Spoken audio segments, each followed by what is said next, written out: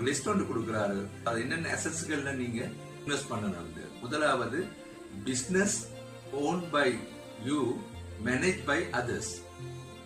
உங்களுக்கு சொந்தமான ஒரு வியாபாரம் உண்டு, ஆனா அதை மற்றவர்கள் தான் மேனேஜ் பண்றாங்க. நீங்க அங்க இருக்க வேண்டிய அவசியம் இல்லை. அப்படி நீங்க டெய்லி நீங்க போய் அதை செய்வதா இருந்தா அது பிசினஸ் அல்ல, அது ப்ரொஃபஷனாக மாறிவிடும். இரண்டாவது அவர் சொல்றாரு, ஷேர் மார்க்கெட்ஸ்ல பங்குகள்ல உங்களுடைய இன்வெஸ்ட்மெண்ட்டை செய்ய சொல்லி. மூன்றாவது அவர் சொல்றாரு, பாண்ட்ஸ்ல இன்வெஸ்ட் பண்ண சொல்லி.